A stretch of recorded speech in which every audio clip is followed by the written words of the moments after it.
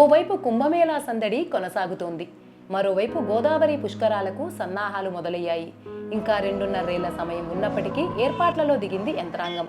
ముహూర్తం ఖరారు కావడంతో దానికి అనుగుణంగా ప్రయత్నాలు మొదలెట్టేసింది.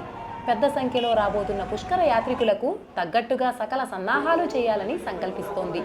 2015లో చివరిసారిగా గోదావరి పుష్కరాలు జరిగాయి. దాంతో తదుపరి పుష్కరాలను 2027 జూలై 23 నుంచి ఆగస్టు 3 వరకు జరపాలని నిర్ణయించారు. గత పుష్కరాల్లో దాదాపు 3.5 కోట్ల మంది గోదావరి తీరానికి వచ్చారు.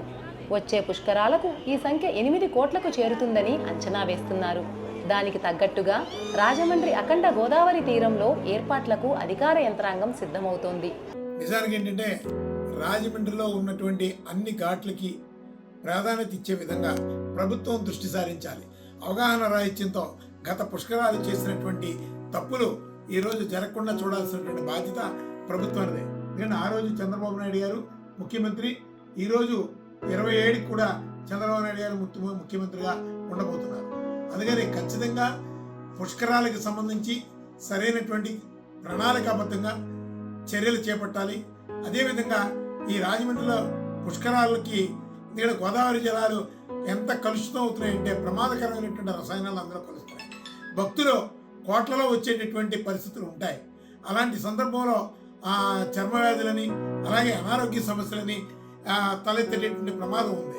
అదేవిధంగా గత పుష్కరాల్లో జరిగినటువంటి అనేక ప్రభుత్వ వైఫల్యం మూలంగా ఎంతో ప్రాణ నష్టం జరిగింది. భక్తులకి చాలా తీవ్రమైనటువంటి అన్యాయం జరిగింది. పైగా ఆ అన్యాయానికి తగినటువంటి జడ్జిమెంట్ కూడా సరైనటువంటి ఆశించిన విధంగా రాలేదు. కానీ రాష్ట్రీయ ప్రజా కాంగ్రెస్ పార్టీ చెప్తుందంటే భక్తులను గౌరవించాలి, భక్తులకి భద్రత కలిగించాలి, అలాగే రాజమండ్రి ప్రజానికానికి ప్రతిష్టను పెంచాలి, అలాగే రాజమండ్రి ఆరోగ్యానికి భద్రత కల్పించాలి. ప్రభుత్వ ధనం ఈ పుష్కరాల నిమిత్తం వినియోగించేటటువంటి ఏ రూపాయి అయినా సరే దుర్వినియోగం అవ్వకుండా ప్రతి రూపాయి కూడా రెస్పాన్సిబిలిటీగా రాజమండ్రి అభివృద్ధికి ఖర్చు పెట్టాలి. అలాగే పుష్కరాల నిధులకి గోదావరి ఘాట్లను ఒక్కటే 1000 కోట్ల రూపాయలు ఖర్చు పెట్టేస్తామని చెప్పి తూతూ మంత్రంగా కానిచ్చేస్తారు. అలాగే పుష్కరాలకు సంబంధించినటువంటి ప్రతి రూపాయి కూడా ఘాట్లతో పాటు పుష్కర ఏర్పాట్లతో పాటు రాజమండ్రి నగరాభివృద్ధి మీద కూడా కేంద్రీకరించాలి, ఆ నిధులు వెచ్చించాలని చెప్పి రాష్ట్రీయ ప్రజా కాంగ్రెస్ పార్టీ నుంచి రాష్ట్ర ప్రభుత్వానికి విజ్ఞప్తి చేస్తాం. రాజమహేంద్రవరంలో పుష్కరాలు అనేటప్పటికి చాలా మంది వస్తారు. లాస్ట్ 2014లో జరిగినప్పుడు 28 మంది తొక్కిసలాట్లో చనిపోవడం చాలా బ్యాడ్ లక్. ఇప్పుడు పుష్కరాలు ఇంకా బాగా జరుగుతాయని కోరుకుంటున్నాం. రాజమహేంద్రవరంలో 17 ఘాట్లు ఉన్నాయండి. రాజమహేంద్రవరం గోదావరి ఒడ్డున ఆ 17 ఘాట్లు సరిపోవు. జనాలు ఇప్పుడు వచ్చే దగ్గర ఇంచుమించి 8 కోట్లు అంటున్నారు, కానీ సుమారు 10 కోట్లు వస్తారని మేము అనుకుంటున్నాం. ఎందుకంటే తెలియకుండా చాలామంది వస్తారు.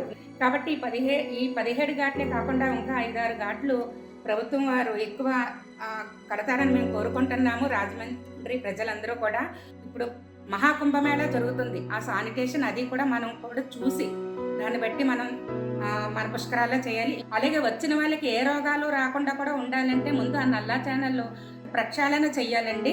గవర్నమెంట్ వారు కూడా ప్రజలకు తగిన సౌకర్యాలు ఇచ్చి శానిటేషన్ వల్ల కానీ ఆ ఘాట్ల ఏర్పాట్ల వల్ల కానీ ప్రతి ఘాట్లో చీరలు మార్చుకోవడం, లేడీస్కి జెంట్స్కి అలాగా ప్రతి ఘాట్లో చేయడం, ఆ నల్లా ఛానల్ ఒకటి మార్చడం, ఈ గోదావరిని మంచినీరుగా చేయడం, అది చేశారంటే మేమందరం కూడా వచ్చిన 10 కోట్ల మంది కూడా చాలా హ్యాపీగా ఫీల్ అవుతారు.